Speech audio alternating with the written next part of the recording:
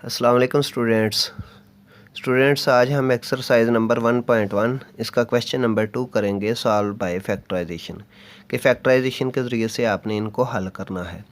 Factorisation बेटा आप class 8 और क्लास 9 में अच्छे खासे तरीके से कर चुके हैं।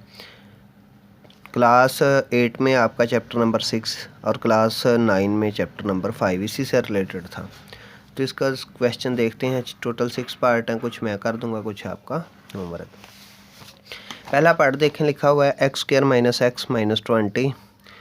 फर्स्ट टर्म एक्स स्क्वायर थी, इसका कोएफिशिएंट नहीं था, मैंने खुद से लिख लिया 1। ये 3 टर्म से 4 टर्म बनाने वाली फैक्टराइजेशन है, यानी कि पेयर बनाने वाली। तो इसमें मैंने 1 इसलिए लिखा है कि इस 1 को असल में आपको सिखाया हुआ है, फिर रिवाइज करवा दूँ कि इस 1 को 20 से मल्टीप्लाई करना है। रफ फ़र्क में 1 को 20 से मल्टीप्लाई करें ये तो 20, ये प्लस है, ये माइनस है, माइनस। आपको बेटा ये भी सिखाया था कि थर्ड टर्म माइनस की हो तो ये जो पेयर बनते हैं ये माइनस करके बनते हैं। इसका मतलब कि आपने सेंटर वाले एक्स को ऐसे 2 टर्म्स में तोड़ के लिखना है कि मल्टीप्लाई करने से 20 माइनस 20 बने, और जब उनको सब्ट्रैक्ट करें माइनस करें तो माइनस एक्स बने। तो आपने देखना होता है 20 किस किस टेबल में आता है।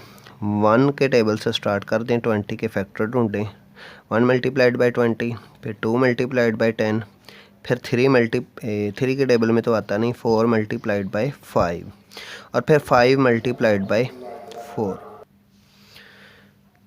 तो बेटा आपको ये भी बताया हुआ है कि 4 मल्टीप्लाइड बाई 5 या 5 मल्टीप्लाइड बाई 4 का एक ही मतलब है। जब ये पेयर आपस में ऐसे रिपीट कर जाएं कि एक दफ़ा 4 हो, वही पेयर नीचे आ जाए, तो इसको कट कर दें। इनमें से अब आपने कोई पेयर ढूंढना है जिनको माइनस करने से -1 बने, क्योंकि एक्स के साथ -1 है। 20 में से 1 निकालें तो 1 नहीं होता। 10 में से 2 माइनस करें तो 1 नहीं होता। 4 में से 5 माइनस करें तो -1 आएगा। इट मीन्स हमारा ये पेयर यूज़ होगा। तो हम लिखेंगे 1x स्क्वायर माइनस 5x और plus 4x minus 20 equal to 0। बेटा जो साइन इधर हो, दोनों में से बड़े नंबर के साथ वो साइन लगाते हैं। बच्चे ये भी पूछ सकते हैं सर माइनस तो इसके साथ 4 के साथ भी लगा सकते हैं और प्लस 5 के साथ।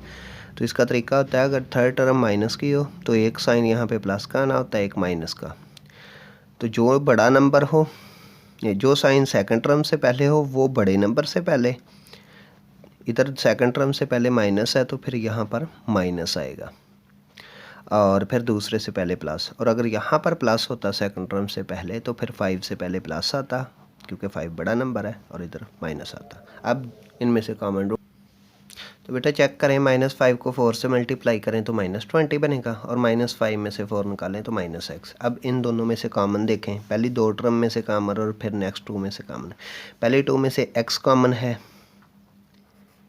x कॉमन है तो यहाँ पर बन जाएगा 1x। 1 तो साथ लिखते नहीं, वो तो पेयर बनाने के लिए लिखा था। तो यहाँ पर बचेगा एक्स स्क्वायर में से x कॉमन लिया तो x, 5x में से x कॉमन लिया तो 5।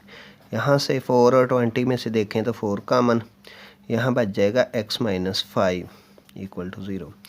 इस तरह कॉमन लेने के बाद अगर ब्रैकेट के अंदर सेम टर्म्स आ जाएं तो इट मीन्स आपने क्वेश्चन अभी तक ठीक किया। लेकिन अगर एक तरफ साइन माइनस का, दूसरी तरफ प्लस का, या यानी कि साइन डिफरेंट आए ब्रैकेट के अंदर, तो आपने कुछ गलती की है। फिर ब्रैकेट के अंदर वाली टर्म्स एक ब्रैकेट में लिख लें, x माइनस 5, और फिर ब्रैकेट से बाहर वाली दूसरी ब्रैकेट में इक्वल टू 0। 9th क्लास में हम ये क्वेश्चन यहाँ तक हल करते थे। अब बेटा सॉल्व का मतलब है कि सोल्यूशन सेट मालूम करना है, एक्स की वैल्यूज़ मालूम करनी है। तो हमने क्या लिखना है, हमने इनको बारी बारी इक्वल रख लेना 0 के। यहाँ से लिखना है x माइनस 5, ये भी 0 के इक्वल है, कॉमा लगाएं, और x प्लस 4 ये भी 0 के इक्वल है। यानी कि इन दोनों में से कोई 0 के इक्वल ब्रैकेट है, जिसकी वजह से ये जवाब 0 आ रहा है। या तो ये ब्रैकेट 0 है, या ये ब्रैकेट 0 है, या दोनों ब्रैकेटें 0 है, इसलिए हमने इनको 0 के इक्वल रख लिया। फिर यहाँ से हम जब आंसर निकालेंगे तो x, ये 5 इक्वल के दूसरी तरफ जाएगा तो +5, और ये ज़ीरो के साइन से दूसरी तरफ इक्वल के साइन के दूसरी तरफ जाएगा तो -4। एक तरफ x का आंसर 5 आ गया, एक तरफ x का आंसर -4। अब आपने लिखना है सॉल्यूशन सेट। बेटा सॉल्यूशन सेट करली ब्रैकेट में लिखते हैं। तो यहाँ पर कोशिश करें पहले छोटा डिजिट लिखें -4 फिर 5। वैसे तो दोनों आंसर x के हैं, जो मर्ज़ी पहले लिख लिया करें, लेकिन जब एक नंबर छोटा हो एक बड़ा तो कोशिश करें पहले छोटा नंबर फिर बड़ा। तो ये इस तरीके से क्वेश्चन है। 9th क्लास में आप यहाँ तक क्वेश्चन हल करते थे। अब इनको बारी बारी ज़ीरो के इक्वल रख के इनको आपने हल करना होता है। बेटा अब इसका दूसरा पार्ट देखते हैं। वो लिखा हुआ है 3y² = y × y - 5। ये देखें तो इसको हल करें। 3y² एज इट, ये y अंदर मल्टीप्लाई होगा y के साथ तो y², फिर यही y 5 के साथ मल्टीप्लाई होगा तो 5y। अब कांस्टेंट तो इसमें आए नहीं, y² और y वाली टर्म एक तरफ ले आए। 3y², ये y² इधर आएगा तो -y², और ये 5 इधर आएगा इक्वल के साइन के तो ये +y, इधर आ जाएगा 0, यानी कि कोई भी टर्म इधर नहीं रह जाएगी। उसके बाद आपने क्या करना है, आपने इनको हल कर लेना है। ये दोनों y² वाली टर्म है, 3y² में से 1y² निकालें तो ये बनेगा 2y², और ये +5y। अब ये दो ही टर्म है।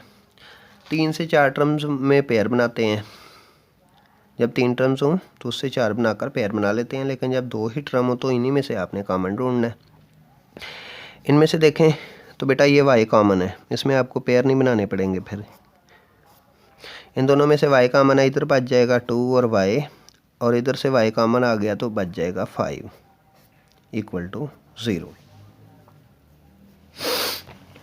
और वैसे भी आपको फैक्टराइजेशन का रूल बताया था 9th में कि फैक्टराइजेशन का पहला रूल ये होता है, आपने किसी भी मेथड से फैक्टराइजेशन करनी हो तो तमाम टर्म्स से कॉमन लें। हमारे पास 2 टर्म्स हैं, दोनों में से कॉमन लिया तो ये बचा। अब यहाँ पर भी बेटा 2 टर्म्स हैं, एक y है और एक ब्रैकेट के अंदर 2y + 5 है। इनको बारी बारी आपने 0 के इक्वल रखना है। इधर लिखें y = 0 और फिर कॉमा, यहाँ से लिख लें 2y + 5 = 0। यहाँ से y का आंसर तो आपका आ गया है, दोबारा तो बेशक ना ही लिखें, y का आंसर 0।